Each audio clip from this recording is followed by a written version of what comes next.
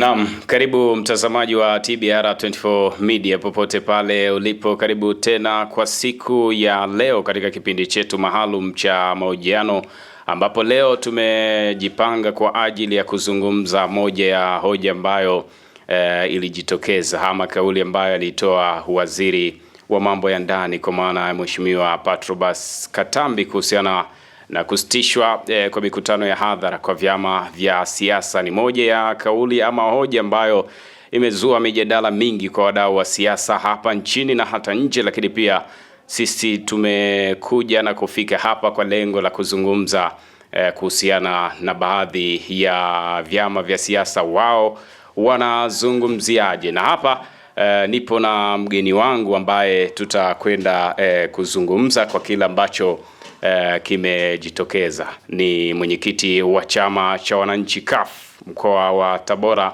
ambaye atatufahamisha kwa upande wao kama chama cha CUF kipi ambacho wamejipanga nacho na kipi ambacho pia kimefanyika baada ya kauli hiyo. Anaitwa Kapasha, yeye hatazungumza. Bana, karibu sana. Asante sana ndugu mtangazaji, nashukuru. Heshima yako. Asante, shukrani bwana, shukrani. Majukumu yanasonga bila shaka. Mambo yanaenda, namshukuru Mungu, mambo yanaenda. Tupo. Bana, ndio mgeni ambaye niko naye hapa studio na tunakwenda kuzungumza moja kwa moja, lakini kwambie kwamba endelea kuifuatilia TBR24 Media, utafahamu mengi zaidi. Jina langu ni Bravius Joas, tutakuwa sambamba mwanzo mpaka tamati ili tuweze kuyafahamu yote haya. Tunazungumza kuhusiana na kauli ambayo alitoa waziri wa mambo ya ndani Patrobas Katambi kuhusiana na kusitishwa kwa mikutano ya hadhara kwa vyama vya siasa hapa nchini. Wewe ni mwenyekiti wa chama cha wananchi CUF na bila shaka pia miongoni mwa vyama vya siasa tulivyo navyo hapa nchini. Chama cha CUF kimelipokeaje hii kauli? Kwa kweli tumelipokea kwa masikitiko makubwa, na tunashangazwa na waziri. Kimsingi mkutano ya hadhara ni haki ya vyama vya siasa, na sio haki tu ambayo imebaki na elelea, ni haki ambayo ipo kwa mujibu wa sheria namba 5 ya vyama vya siasa mwaka 1992 ibara ya 23(4) pamoja na marekebisho yake yote inaonyesha namna ya chama kikitaka kufanya mkutano hadhara, namna ya kufanya.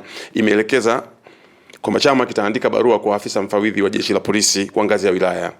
Maana yake hapo nakusudiwa OCD. Utapeleka taarifa ile masaa 48 kabla ya tukio.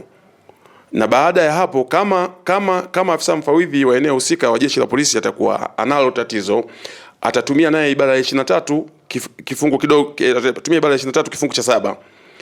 Ataandika kitu kinaitwa amri pingamizi, akionyesha kwa nini na upinga mkutano usifanyike kwa wakati huo na amri pingamizi yake inaishia wapi. Sheria ni nzuri, imeonyesha kabisa kwamba yawezekana eneo lile walikuwa wamejisahau, labda polisi kuna taarifa labda ya taasisi nyingine ama chama kingine imekuja kabla ya sisi CUF tunataka kufanya mkutano. Sasa taarifa zitakuwa zimeingiliana kwa siku hiyo hiyo na muda ule ule, maana yake tutakwenda kutengeneza tatizo. Maana yake sasa polisi, afisa mfawidhi wa jeshi la polisi anawapapachua kwa kuonyesha kwamba sasa bwana, nyinyi amri pingamizi hii inaisha muda fulani, baada ya huo muda mnaweza mkaendelea na tukio lenu.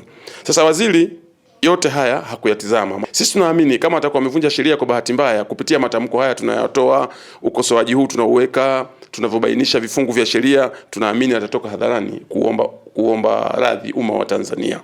Tarehe 3 Januari mwaka 2023 alitoka hadharani Rais Samia akasema anafuta zuio la mikutano lilikuwa limewekwa na hayati Magufuli, na akasema kuzuia mikutano hadhara kwa vyama vya siasa sio haki na sio sawa.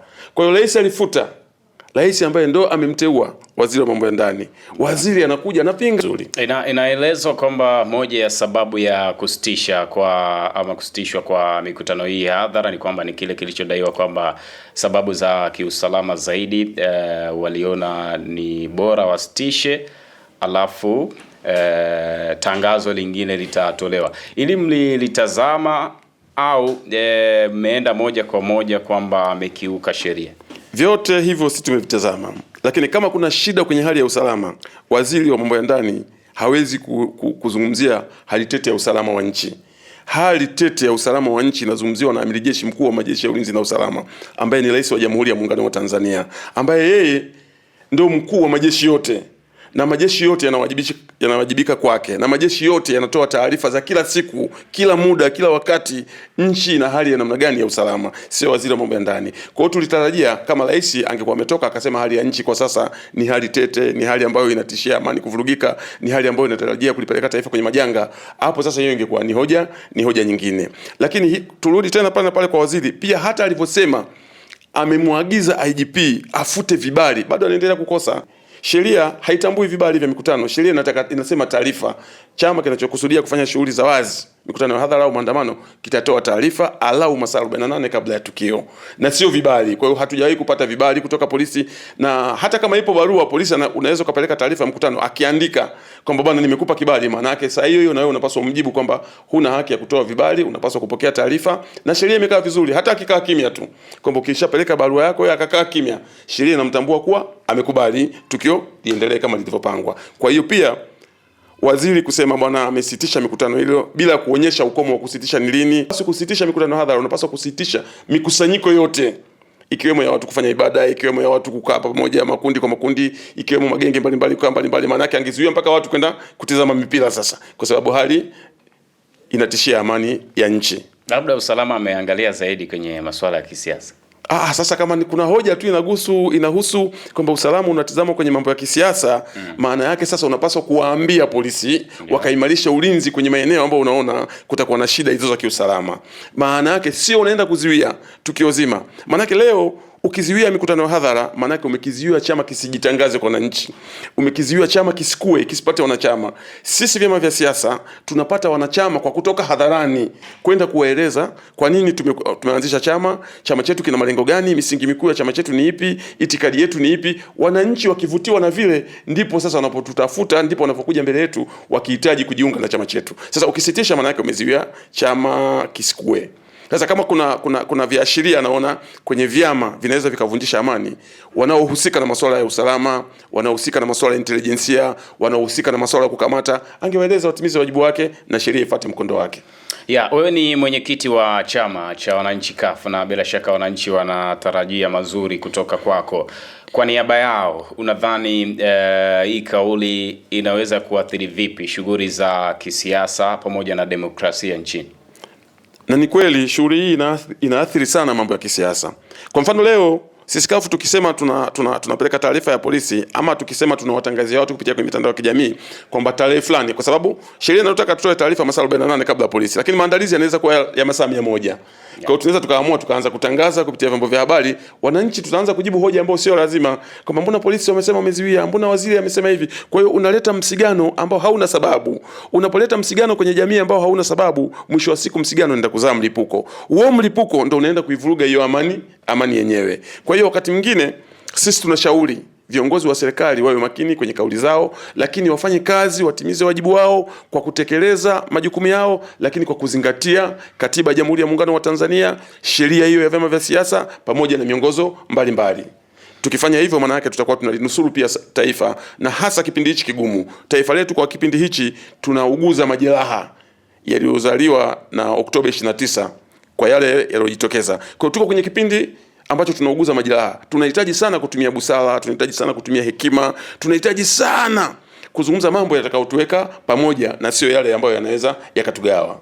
Baada ya kuipokea hii kauli, mna wafuasi wenu, mna wanachama wenu, ni kipindi kigumu kama ulivyosema kwa vyama vya siasa, hususan kwenu kama chama cha wananchi CUF. Kipi ambacho ama ujumbe gani ambao mmeuandaa au tayari mmeshawaambia baadhi ya wanachama wenu kuhusiana na hili, kwamba aidha watulie, wasubiri kwanza kitakachoamliwa, au iweje, au ninyi mmefanyaje? Sisi jambo la kwanza, baada ya kupata taarifa hilo, tulikaa viongozi, tukashauriana, tukapitia sheria namba 5, tukajiridhisha kama waziri amekosea. Kwa kuwa polisi wao na msemo wao, na mimi huwa naupenda, kutii sheria bila shuruti. Sasa huu usiishie tu kwa wanasiasa na kwa wananchi wa kawaida, ufike pia mpaka kwa viongozi nao watii sheria bila shuruti. Sasa baada ya kukaa sisi tukashauriana, tukaona iko haja sasa ya kuwafikishia wananchi ujumbe. Tumejitahidi kwa namna moja ama nyingine kuzungumza na wananchi kupitia vyombo mbalimbali, na hata hii leo hapa nilipo manake na nazungumza pia na wananchi wanaonisikiliza popote pale walipo. Kwa hiyo sisi tunatarajia atatoka hadharani waombe radhi wa Tanzania, wala sio tuombe radhi kafu, waombe radhi wa Tanzania kwamba hili nimeteleza, nilifanya makosa, lakini nchi yetu ina shida 1 2 3. Tutakaa hayo mambo, tutazungumza, watu wanaohusika na mambo hayo watatoka hadharani kuonyesha mwelekeo wa taifa kwa ujumla. Hayo ndio tunafikiria kuyafikisha kwa umma, lakini naamini kwa sababu jambo lenyewe imevunjwa sheria,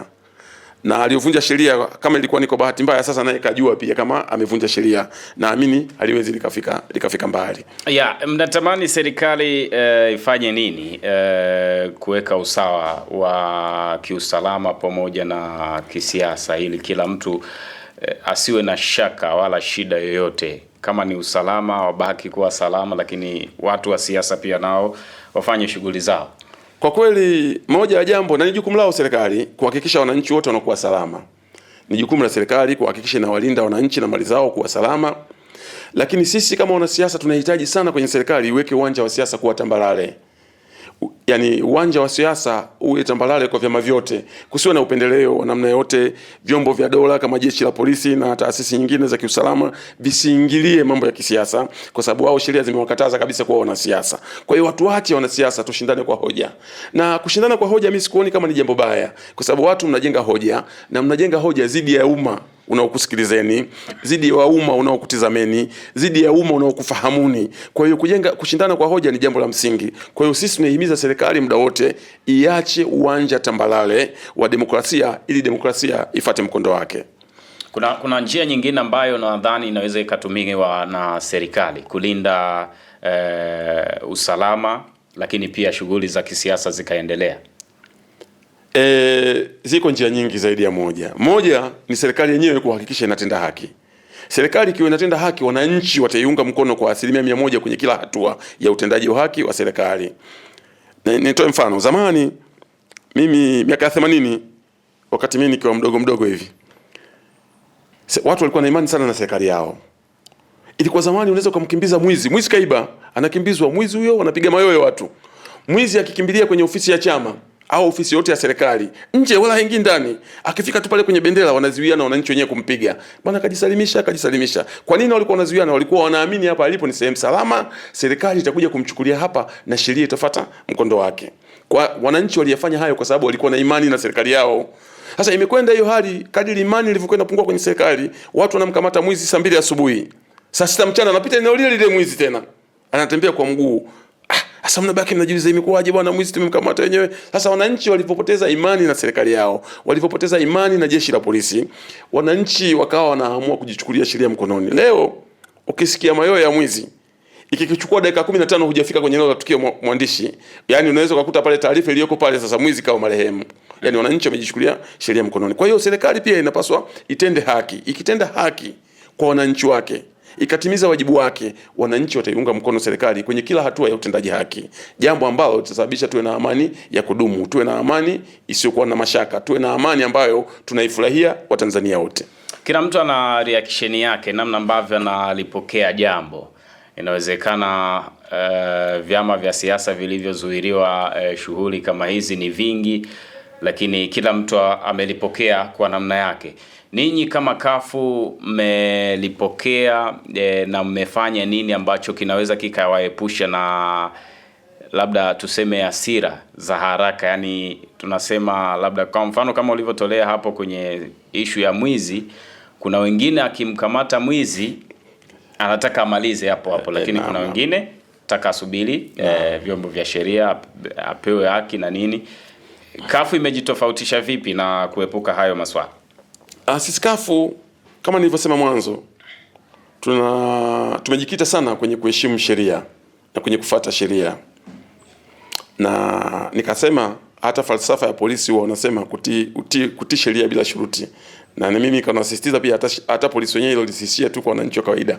Lifike pia mpaka kwa waziri wa mambo ya ndani na yatii sheria bila shuruti, na viongozi wengine watii sheria bila shuruti. Sasa unapoamua wananchi watii sheria bila shuruti, hoja ya kwanza au nguzo ya kwanza kwenye utekelezaji wa hilo, hao wanaotii sheria bila shuruti waone sheria kweli inafuata mkondo wake, waone kweli haki inatendeka.